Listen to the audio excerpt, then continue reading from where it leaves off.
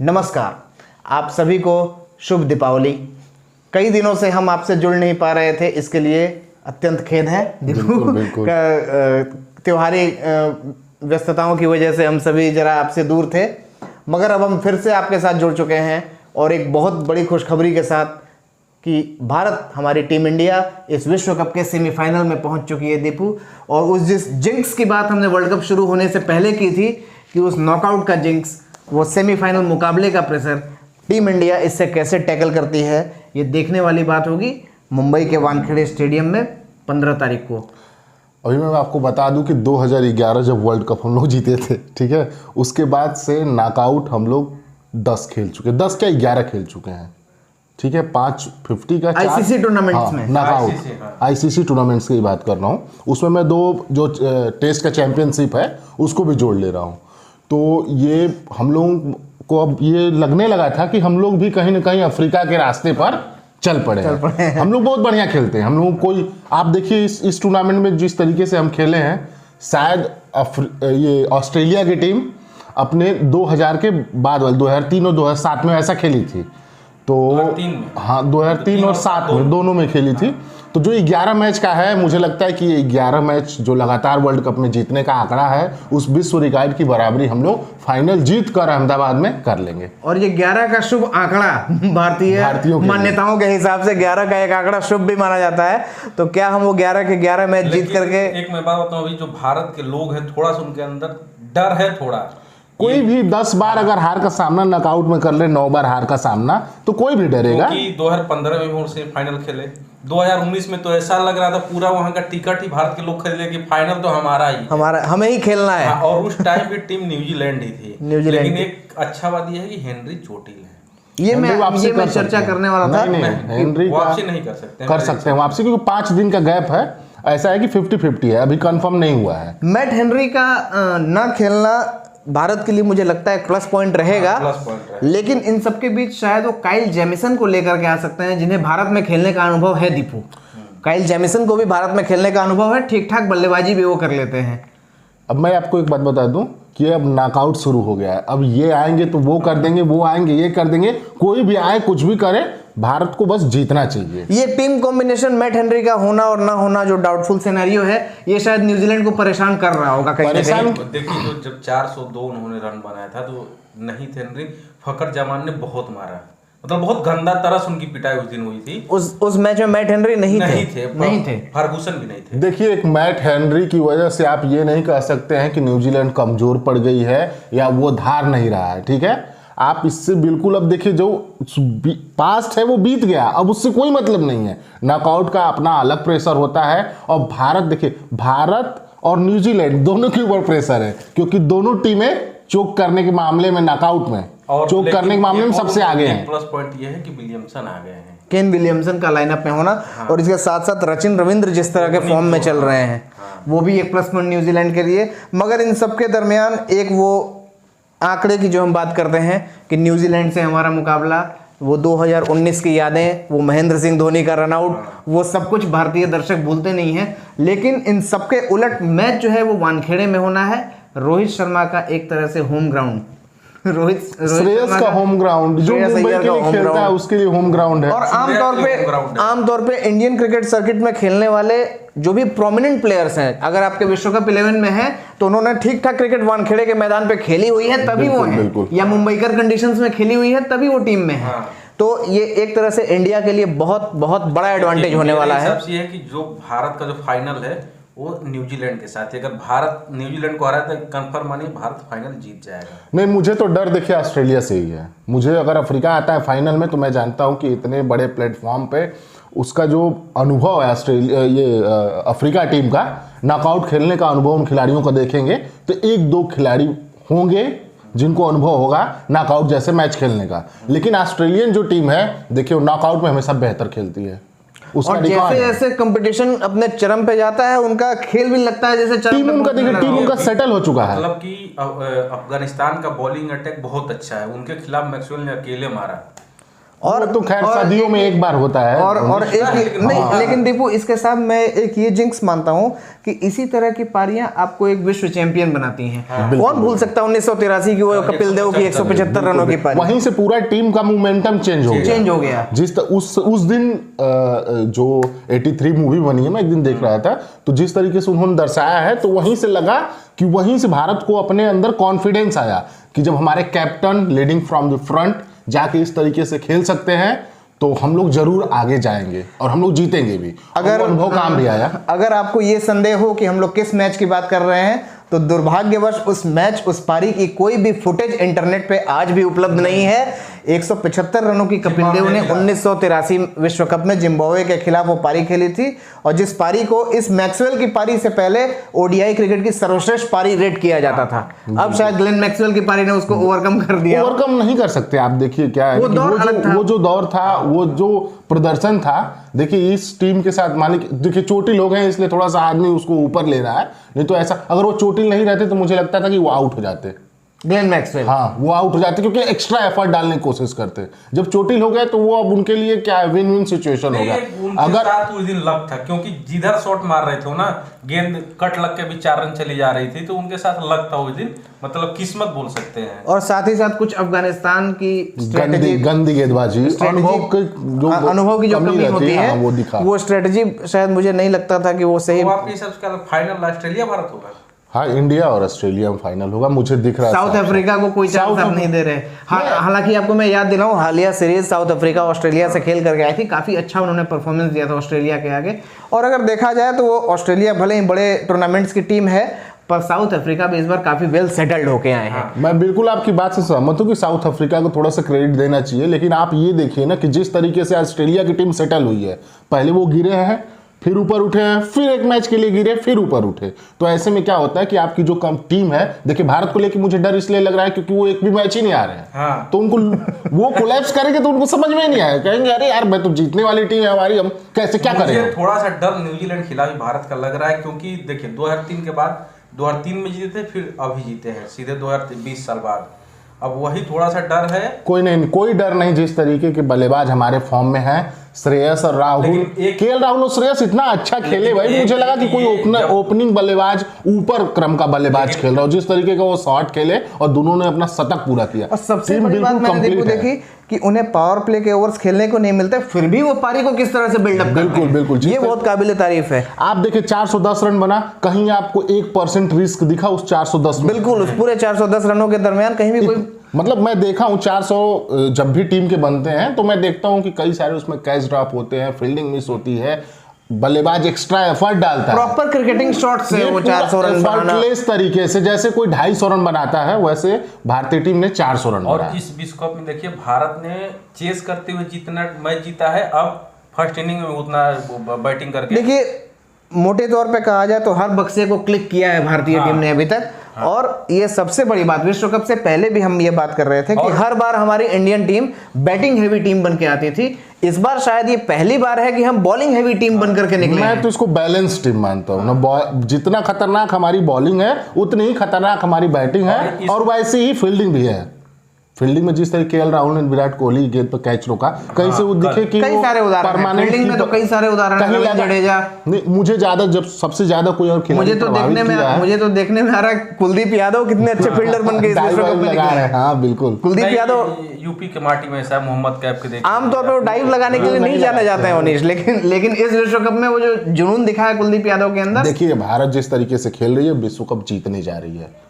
अब देखिए क्रिकेट है, अनिश्चितता है, ये सारी चीजें हैं। बोल सकते हैं कि भारत एक बार 3 बल्लेबाज 0 पे आउट हो गए थे, फिर भारत 200 ऑस्ट्रेलिया के खिलाफ चेस करके जीता हुआ है। भारत पास ये मनोबल है कि अगर हमारे 2-3-4 विकेट जल्दी गिर भी जाते हैं, तो हमारे पास वो बल्लेबाज क्लास ऑफ बैट्समैन है जो वो हमें उस भंवर से निकाल सकते। थोड़ा सा हार्दिक पांड्या की कमी अब खलेगी। हाँ, क्योंकि नॉकआउट मैच में देखो क्या होता है कि प्रेशर ज्यादा होता है। ऐसे में बल्लेबाज गलतियां ज्यादा करता है, तो आपका टेल जितना मजबूत रहता है वो काम आता है। देखिए जैसे दिन खराब हुआ, मान लीजिए न्यूजीलैंड के सामने सामी का ही दिन खराब हो गया। यही बात मैं आपसे पूछने वाला था, अगला सवाल मेरा अगर खराब हो गया तो आप कितना हो कवरअप करो, 2-2 ओवर सारे गेंदबाजों से करा के, वो चीज नहीं आएगा, क्योंकि सामने वाला बल्लेबाज भी जान रहा है ना कि भाई ये तो काम चलाओ पार्ट टाइमर है, इन्हीं को अटैक करो। और भारत में मुझे कमी ये दिखाई देती है कि भारत में सिर्फ एक लेफ्ट हैंडेड बैट्समैन है।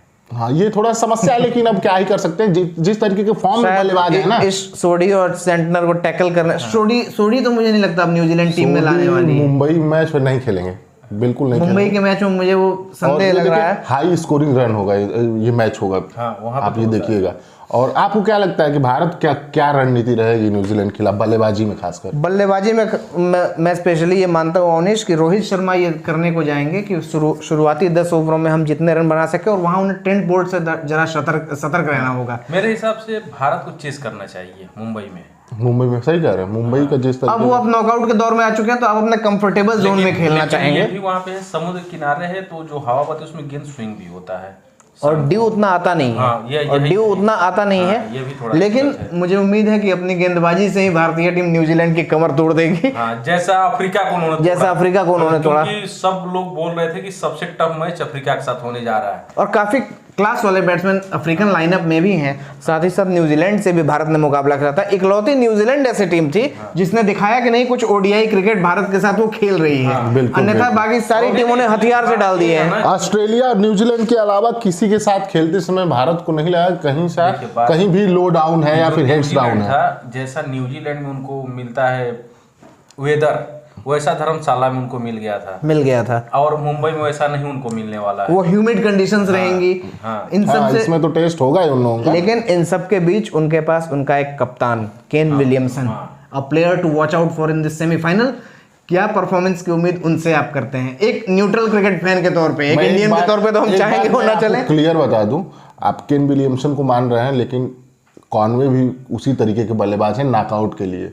आप नॉकआउट में उनका रिकॉर्ड देखिए, तो वो मौके पे चौका मारने वाली बात। और देखिए दबाव में अगर सबसे बढ़िया, अगर मान लीजिए विलियमसन की तो बात ही इस लीग से हट के हैं, क्योंकि वो सबसे सर्वश्रेष्ठ खिलाड़ी है उस टीम के लिए, तो वो तो दबाव में कैसा खेलते हैं सब जानता है। लेकिन डेरेल मिचेल भी दबाव में वैसा ही प्रदर्शन करते हैं। डेरेल मिचेल देखिए अभी शांत दिख रहे हैं, और इनिंग को पेसअप करने का जो काम डेरेल मिचेल करते हैं वो बड़ा अच्छा करते हैं। तो ये 2-3 प्लेयर देखने वाले होंगे न्यूजीलैंड के तरफ से, Devon Conway, Kane Williamson, Daryl Mitchell. Rachin को आप बाहर कर ही नहीं सकते, वो टॉप स्कोरर है न्यूजीलैंड के लिए, तो उनको बाहर आप कर नहीं सकते। फिलिप को भी आप कहीं से बाहर नहीं, क्योंकि फिलिप के साथ ऐसा है ना कि चैपमैन भी हैं। चैपमैन के से उतना डर नहीं। फिलिप जिस तरीके की बल्लेबाजी करते हैं, अगर 25 से 30 गेंद खेल गए लास्ट ओवर, लेकिन अभी तक किसी तो मैच में शायद वो मैच तुरंत से बदल देंगे। एक मैच ग्लेन फिलिप्स ने 40-45 रन की वो पारी दी है। देखिए अब क्या है, ग्लेन मैक्सवेल आपको हर दिन रन बनाते नहीं दिखेंगे, लेकिन जिस दिन वो बनाएंगे उस दिन आपको जीतना है। तो फिलिप के साथ भी वही, अगर लास्ट में मान लीजिए 40 ओवर के बाद ऐसा क्रंची सिचुएशन आता है जहां जीत हार का फैसला हो सकता है, वैसे सिचुएशन में फिलिप सबसे इंपॉर्टेंट खिलाड़ी है न्यूजीलैंड के लिए। और उसके उलट ग्लेन फिलिप्स आपको गेंदबाजी में भी कहीं ना कहीं स्पिन कराएंगे, लेकिन उनकी कुटाई होगी। स्पिन कराएंगे वो, लेकिन बहुत अच्छी गेंदबाजी। हाँ, गेंदबाजी कर रहे हैं, लेकिन मेन डर सैटनर से यार। सैटनर देखो हमेशा भारत को परेशान किया ऑस्ट्रेलिया के खिलाफ, अब देखिए, और ऊपर से left arm spinner Virat Kohli के, तो मुझे उसी से डर लग रहा है सिर्फ। हाँ, विराट कोहली मुझे बस ये लग रहा है कि वो श्रेयस के सामने अच्छे से बस पड़ जाए, क्योंकि सैटनर देखिए क्या है कि वो ऐसा गेंद बहुत बहादुरी से गेंदबाजी करते हैं, ऊपर देते हैं। बहादुरी से नहीं, मतलब वो बल्लेबाज को भांप लेते हैं कि क्या कर रहे हैं, लेकिन ये आराम से फेंकते हैं। श्रेयस को ऊपर जहां फेंके, जिस तरीके से लॉफ्ट करके वो छक्के मार रहे हैं, तो सबसे हमको अभी पता नहीं क्यों लग रहा है कि केएल राहुल और श्रेयस इस सेमीफाइनल के लिए बड़ा इंपॉर्टेंट दिख रहे हैं। हालांकि इन सबके बीच अगर मिच सेंटनर की गेंदबाजी के आंकड़े देखें तो नॉकआउट में या इंडियन टीम के सामने कुछ बहुत विशेष वो परफॉर्म करते हुए अभी तक नज़र नहीं आए हैं। अगर सिर्फ इस बात में कि हम बात करें कि रनों के मामले में वो थोड़े कंजूस हैं, भारत के सामने भी थोड़े कंजूस दिखते हैं, लेकिन विकेट लेने वाली सफलता भी सेंटनर को मिली नहीं है। ऐसे में न्यूजीलैंड मुझे लगता है ट्रेंट बोल्ट पे बहुत ज़्यादा बैक करेगी। ट्रेंट बोल्ट वो शुरुआती ओवरों में रोहित शर्मा, शुभमन गिल को शुरू में स्विंग करते हुए अंदर गेंद आती है ना, उसमें थोड़ा उनको 1-2 ओवर डर है। देखिए ट्रेंट बोल्ट को लेके मुझे इतना डर इसलिए नहीं लग रहा है क्योंकि जो पेस जनरेट कर रहे हैं उस तरीके का पेस उनके पास अब वो दिख नहीं रहा है। मगर वो मुंबई की कंडीशंस में अच्छी तरह से खेले हुए प्लेयर, इसीलिए तो शर्मा भी तो उनको अच्छे से खेले हुए हैं, नेट्स में गिल भी बहुत अच्छे से उनको खेले हुए हैं मैच में, आईपीएल का ही मैच में। ट्रेंट बोल्ट थोड़ा सा मुझे ऑफ कलर दिख रहे हैं। विकेट देखिए वो नो डाउट वो विकेट टेकिंग गेंदबाज है, लेकिन जब वो गुच्छे में विकेट लेंगे तभी वो फॉर्म में दिखते हैं। जैसे 4 विकेट, 5 विकेट, 3 विकेट ऐसे लेते हैं। कभी 1 विकेट वाले ट्रेंड बोल्ट बल्लेबाज गेंदबाज नहीं है, या तो विकेट नहीं लेंगे तो 3-4 विकेट लेंगे। और वैसे भारत की जिस तरीके की बल्लेबाजी, मुझे नहीं लगता कि कोई प्रभाव पड़ेगा। बस मिडिल ओवर में जिस तरीके से हम लोग विकेट नहीं गंवा रहे हैं, इसकी वजह से अच्छा स्कोर कर पा रहे हैं, तो वही मिडिल ओवर का मुझे डर है। मैं लेफ्ट हैंडर बोल रहा था, देखिए वो दिन फकर जमान और तो एक वो लेफ्ट हैंडर थे, इधर ये थे बाबर आजम, क्या सेटल नहीं हो पाए। हाँ, क्या जबरदस्त पिटाई कर रहे थे, इसलिए मैं सोच रहा था एक कोई लेफ्ट हैंडर रहता अगर भारत के जैसे शिखर धवन थे। लेकिन आपको एक बात बता दूं अवनीश, उस मैच में जो भी नतीजा आया पाकिस्तान के पक्ष में, बारिश ठीक है, that is part and parcel of the game, लेकिन उन्होंने जो अटैक किया वो इस सोढ़ी के ऊपर किया। इस सोढ़ी को ज्यादा बारिश के बाद इस सोढ़ी वो लेकर के गेंद आए, 21-22 रनों का वो ओवर, और उन्हीं 21 रनों से पाकिस्तान जीता। तो वो बस एक स्पर ऑफ द मोमेंट एक ओवर की बात थी जो पाकिस्तान को जीत दे गई। उस जीत का कुछ विशेष लाभ मिला भी नहीं, हालांकि नुकसान न्यूजीलैंड को जरूर हो गया। कुदरत का निजाम थोड़ा काम किया था उस दिन। हाँ, कुदरत का निजाम है। देखो पाकिस्तानियों के साथ क्या है भाई, उन लोगों को हमको समझ में नहीं आता। अनप्रेडिक्टेबल टीम है वो टीम नहीं, वहाँ के जो लोग हैं, जो क्रिकेट देखने वाले भी, वो बड़े गंवार टाइप के हैं, उनको सेंस नहीं है क्रिकेट का। जो उनके क्रिकेटर हैं उन्हीं को थोड़ा बहुत सेंस है, वो भी 2-4 क्रिकेटर जो सेंसिबल हैं, लाइफ में अपने सेंसिबल रहे। बाकी वहाँ की जनता ना, उनको क्रिकेट का पता है, बस वो एक ही चीज़ पर देश चलता है, इमोशन पर। जीत रहे तो जीत रहे हैं, हार रहे हैं तो भी जीतने के जैसा ही है, जीतने के जैसा ही है, बस participation is the best game. बस हम पार्टिसिपेट किए, पैसे पाए, खाए पिए, चले गए, दैट इज इनफ। तो एक सवाल यहाँ और बनता है दीपू, न्यूजीलैंड की गेंदबाजी लाइनअप को लेकर के, टीम सऊदी इस टूर्नामेंट में उतने कलर में दिखे नहीं है, तो क्या टीम सऊदी को आप सेमीफाइनल न्यूजीलैंड की लाइनअप में जगह देना पसंद करेंगे अगर आप न्यूजीलैंड के कप्तान हैं, केन विलियमसन है तो? मैं अगर कप्तान नहीं भी रहूंगा, वो भारत की दुनिया कोई भी टीम हो, अगर टीम सऊदी फिट है, वो कह रहे हैं मैं खेलूंगा, तो वो देखिए नॉकआउट की बात कर रहा हूँ, जिस तरीके का उनका अनुभव है, उनको कौन नहीं खिलाएगा अपनी टीम में। लेकिन कभी कभी क्या होता है ना कि आपको अच्छे लय की जरूरत नहीं होती है, आपका जो अच्छा अनुभव रहता है, जो प्रेशर एब्जॉर्ब करने का क्षमता टीम सऊदी और ट्रेंट बोल्ट के पास है, किसी गेंदबाज के पास है न्यूजीलैंड की टीम में। लेकिन मेरे हिसाब से अगर हेनरी आएंगे तो आप किसको हटाएंगे? फिर तो टीम सऊदी को नहीं, फर्गूसन को हटाइए आप। देखिए मैं बता दे रहा हूँ, फर्गूसन के साथ एक ये है, न्यूजीलैंड क्रिकेट या कोई भी टीम उन्हें इसलिए बैक करती है कि उनके पास एक एक्स्ट्रा गति है। देखिए भारत के खिलाफ जब मैच हो रहा था तो पहला ब्रेक थ्रू लॉकी फर्गूसन, मैं मान रहा हूँ कि ब्रेक थ्रू दिलवा देंगे, लेकिन मैं ये भी मानता हूँ कि जहां जरूरत पड़ेगी, जहां गेंद टप्पे पर डालना होगा, वहां टप्पा पे डाल नहीं पाएंगे ये। जितना कंट्रोल सऊदी के पास है अपनी गेंदबाजी में, नो डाउट वो देखिए अच्छे लय में नहीं चल रहे हैं, लेकिन नॉकआउट मैच में अनुभव काम आता है। ये आप बात माने ना माने अलग बात है, लेकिन नॉकआउट मैच के लिए सऊदी बेस्ट है। जो श्रेयस अय्यर जैसे फॉर्म में है, वो शायद गति से ही परेशान हो सकते हैं जो 60 पिच गेंद पे, और वो न्यूजीलैंड लाइनअप में सिर्फ लॉकी फर्गूसन के ही पास है, और कोई उनको परेशान नहीं कर सकता, शायद ये कर सकते और मैं सिर्फ उन्हीं के श्रेयस अय्यर की बात नहीं मैं कर रहा हूँ, कोहली परेशान होते हैं, विराट कोहली भी परेशान होते हैं, रोहित शर्मा भी कभी कभी देखे गए ट्रैप होते हुए। उस मैच में लॉकी फर्गूसन ने ही ट्रैप किया था, शॉर्ट बॉल से ही ट्रैप किया था रोहित शर्मा। लेकिन ये भी तो रिस्क रहेगा कि 10 ओवर में 100 रन भी दे सकते हैं, ये वाला रिस्क आप क्यों हटा सकते? वो दो धारी तलवार है एक तरह से न्यूजीलैंड के लिए, चल जाए तो चांद तक, नहीं चला तो कुदरत के निजाम तक। तो ये देखने वाली बात होगी कि 15 देखने वाली बात तो ये होगी कि भारत गेंदबाजी कैसा करता है, मुझे ये देखना है, क्योंकि दबाव में देखिए मैं बल्लेबाजी देख चुका हूँ और बल्लेबाजी से मेरा पेट भर चुका है नॉकआउट मैचों में। मुझे गेंदबाजी देखना है भाई, क्योंकि बल्लेबाजी मुझे नहीं भरोसा है, जो पिछले 10-12 साल में हुआ हम लोगों के साथ, हमें उतना भरोसा नहीं है अपनी बल्लेबाजी। लेकिन जिस तरीके का वो भी आप गेंदबाजी के दम पे जीते थे, आपको याद होगा तो गेंदबाजी ने इंग्लैंड से वो मुकाबला था। हाँ, वो बिल्कुल हम लोग एक इनिंग होने के बाद सोच रहे थे हार जाएंगे, लेकिन धोनी की कप्तानी और गेंदबाजी ने वो मैच जीता। वो फील्ड सेटअप जो धोनी ने किया असली था। जो टेस्ट अब रोहित शर्मा की कप्तानी का होगा, इन्हीं 2 मैचों में होगा। आप पीछे देखिए क्या किए, आप 5 मैच खेल के क्वालिफाई किए, 9 मैच जीत के क्वालिफाई किए, या फिर कुदरत के निजाम से क्वालिफाई कर गए। लेकिन अगर आप नॉकआउट मैच जीतते हैं तो ही उन जो सारी जीते हैं उनका कोई मतलब है, नहीं तो ऐसे कोई मतलब नहीं है। तो मुझे लगता है कि बुमराह की प्लेयर रहेंगे, आप देखिएगा इस सेमीफाइनल, वो तो हमेशा ही रहते हैं, और कुलदीप। ये देखो कुलदीप का ऐसे समय पे आते हैं ना कि उस समय तक जड्डू इंट्रोड्यूस नहीं हुए होते बॉलिंग में, तो कुलदीप जो बॉलिंग करते हैं उसकी वजह से जड्डू को विकेट मिलता है। क्योंकि आप देखिए कुलदीप पर अटैक करने जाएंगे तो ज्यादा खतरा है, क्योंकि उस पर विकेट देंगे ही देंगे आप। तो ऐसे सिचुएशन में मुझे लग रहा है कि कुलदीप सबसे इम्पोर्टेंट। मुझे डर ये लग रहा है कि कहीं सेमीफाइनल में न्यूजीलैंड ये प्लान के साथ ना है कि कुलदीप पर ही अटैक करो।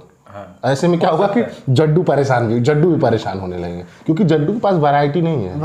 मैं आपको बताऊं कि कुलदीप पे अटैक वहां का एक ही प्लेयर ज्यादा कर सकता होगा, केन विलियमसन। सचिन रविंद्र भी अच्छे एक स्पिन खेलने वाले बैट्समैन है, लेकिन यार देखो छोटा ग्राउंड है, कोई भी अटैक कर सकते। देखिए ग्लेन फिलिप्स क्या होता है ना, जिस तरीके के देखिए आपका है ना कि सोडी को नहीं खिलाए, जो लेग स्पिनर होते हैं उनकी सबसे बड़ी समस्या यही होती है कि वो खर्चीले होते हैं। लेकिन अगर आपके पास इतना दम है, वो भी तो छोटा था। नहीं धर्मशाला का देखिए, धर्मशाला का कंडीशन अपना वेदर कंडीशंस का अंतर होगा। नॉकआउट मैच में देखिए आप पास्ट की चीजों को आप नॉकआउट मत लीजिए, नॉकआउट में अलग मेंटल प्रेशर के साथ। और मुझे लगता है कि एक विश्व कप का सेमीफाइनल सामने न्यूजीलैंड टीम, हम माने ना माने, चाहे वो कितना भी अनुभव हो भारतीय टीम के पास, कहीं ना कहीं वो जिंक्स दिमाग में जरूर होगा कि हम न्यूजीलैंड से हम वर्ल्ड टेस्ट चैंपियनशिप हार के आ रहे हैं।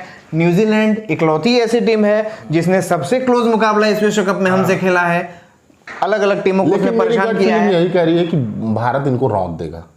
भारत बिल्कुल एक तरफा मुकाबला, एक तरफा नहीं होगा, एक तरफा नहीं होगा। न्यूजीलैंड भाई अपने साथ वो खेले, एक तरफा होगा तो हमें भी मजा नहीं आएगा, लेकिन वो हरा ना दे तब तो मजा खराब ही हो जाए। लेकिन मैं इतना, भारत जिस तरीके का परफॉर्मेंस दे रहा है, आप शुरू से देख लो, आप रोहित शर्मा को आउट करोगे ठीक है, गिल को आउट करोगे ठीक है, विराट कोहली कर ले, यार किसको किसको आप आउट करोगे, किसी का तो दिन होगा, कोई तो क्लिक करेगा। देखिए सबसे अच्छा ये बात है कि ये जितने बल्लेबाज हैं सारे माहिर है 50 ओवर क्रिकेट के। पाकिस्तान की टीम नहीं है कि 20 ओवर में सब खत्म कर देना है, सारे 50 ओवर खेलने वाले। जड्डू भी आते हैं, पहले समय लेते हैं, जब जरूरत होती है तो हिट करते हैं, नहीं तो वो चाचा इफ्तिकार चाचा की तरह आंख बंद किए पहली गेंद पे ही छक्का मारने चले गए। और सोने पे सुहागा ये है कि उसके साथ साथ आपके पास गेंदबाजी ऐसी है जो 220-230 डिफेंड करने का भी दमखम रखती है। अगर किसी भी बल्लेबाज का दिन अच्छा ना रहा तो भी 220-30 इंडिया की टीम ऐसी है कि इसके 11 खिलाड़ी बॉलिंग कर सकते हैं। फास्ट बॉलर नहीं, वो बॉलिंग कर सकते हैं, वो अलग चीज है ना, बॉलिंग तो कोई भी कर सकता है, लेकिन जिस तरीके की गेंदबाजी आप देखिए, 10 विकेट प्लस हमारे पास कितने गेंदबाज हैं जो लिए हुए हैं, और बाकी टीमों का आप मिला लीजिए। अरे ये इस विश्व कप में भारत ने हमारे हिसाब से ये क्या 2 टीम रही होगी जिसको ऑल आउट नहीं किया है, कि सबको किया है, सबको लगभग ऑल आउट, शायद सभी को ऑलमोस्ट सभी को। इसीलिए तो कॉन्फिडेंस में बता रहा हूं कि मुझे ज्यादा कॉन्फिडेंस अपने बॉलिंग के ऊपर है।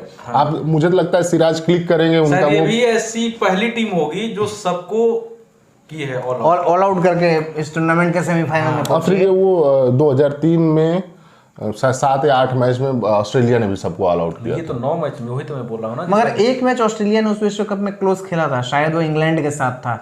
निक नाइट शायद उस टूर्नामेंट में खेल रहे थे, मार्कस ट्रेस्कथिक, शायद मुझे कुछ याद आ रहा है कि इंग्लैंड ने उनसे एक अच्छा मुकाबला खेला था जहां वो ऑल आउट ने हाई स्कोरिंग मुकाबला हुआ था। अच्छा, आप लोग क्या लगता है आउटस्टैंडिंग जो फास्ट बॉलर हमारा रहेगा सेमीफाइनल में, वो कौन हो सकता है आपके हिसाब से? मोहम्मद शमी। आपको क्या लग रहा है? मोहम्मद शमी मैं भी बैक करता हूँ। मैं बिल्कुल सिराज के साथ जाना चाहूंगा। आप देखिएगा सिराज, क्योंकि देखिए सिराज का ही वो परफॉर्मेंस अभी नहीं दिखाया हमें, और सिराज श्रीलंका वाले मैच में देखिए सिराज देखिए मैं एक चीज सिराज का देखा हूँ, जो इंपॉर्टेंट मैच होते हैं ना, वो मार खाते हैं थोड़ा सा, लेकिन वो विकेट पक्का लेते हैं। मैं ये अनुभव आपको IPL का भी बता रहा हूँ, वो चैंपियनशिप, टेस्ट चैंपियनशिप का भी बता रहा हूँ, और आज अभी देखिएगा अगले मैच सेमीफाइनल में, क्योंकि सिराज शमी का जैसा गेंद उनका स्विंग कर रहा है ना, रिवर्स स्विंग जो करा रहे हैं, वो स्विंग कर रहा है। लेकिन मैं देखिए एक चीज देखिए, कल जब नीदरलैंड, हालांकि उतना मन से हो सकता है नहीं गेंदबाजी कर रहा हूँ, ये कहने की बात है, क्रिकेट होता है तो सारे लोग चाहते हैं कि हम विकेट लें, और गंदी टीम है तो और ज्यादा यूटिलाइज करें। उस रिकॉर्ड में हमारा भी नाम है। मुझे ये दिख रहा है कि अगर आप अटैक करके वहां बढ़ गए, देखिए कल गेंद तुरंत लेग स्टंप पे आ गए, वो 2 गेंद जहां चौका मारा वो एडवर्ड थे, स्कॉट एडवर्ड्स, नहीं मैक्सो डाउट नहीं, एडवर्ड ने 2 चौके, एक कवर मारा एक इधर मारा, पावर प्ले के बाद, पावर प्ले के जस्ट बाद, हाँ। तो उसके बाद क्या हुआ कि ये लेग साइड चले गए तुरंत से। अब पता नहीं कि देखिए रिदम है, किसी दिन रहता है नहीं रहता, लेकिन मुझे पता नहीं क्यों लग रहा है कि सिराज एक ऐसा परफॉर्मेंस देंगे जिससे इतिहास बन सकता है। अभी तो पूरे विश्व कप में बुमराह को ऐसा प्रदर्शन नहीं कर पाए हैं। बुमराह को आप बहुत सब सेफ्टी वॉल की तरह खेल रहा है ना, सब बहुत। बुमराह को कोई भी बल्लेबाज अटैक करने को जा ही नहीं रहा। ना मिलने का रीजन ये है कि उनको विकेट दूसरी टीम देना ही नहीं चाह रही है। बुमराह की वजह से ये सबका ऐसा परफॉर्मेंस आ रहा है। बुमराह वही 5 ओवर में अगर 34-35 रन भी दे के चल जाते तो आप देखिए स्कोर फिर क्या रहा है उनका। पावर प्ले में 50 के ऊपर एक ही टीम गई है ना, बांग्लादेश। और कल नीदरलैंड कितना बनाया था?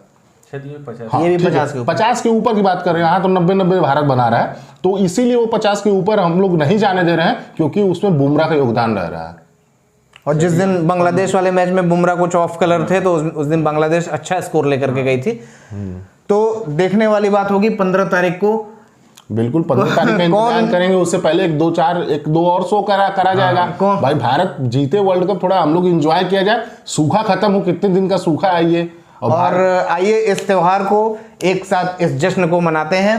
हमारे साथ जुड़े रहिएगा और वर्ल्ड कप के लेटेस्ट अपडेट्स के लिए हमसे जुड़े रहिए। हमें लाइक शेयर सब्सक्राइब करते रहिए। आपको, आपके परिवार को, हमारे चैनल, हमारे मेंबर्स की तरफ से दीपावली एवं छठ पूजा की बहुत बहुत बहुत शुभकामनाएं। जी आप भी शुभकामनाएं दे दें। अब छठ पूजा की मैं शुभकामना दूंगा, क्योंकि हम लोग ऐसे क्षेत्र से आते हैं जहाँ छठ पूजा का एक अलग ही महत्व है, और हमारे लिए तो और अलग ही महत्व है भाई।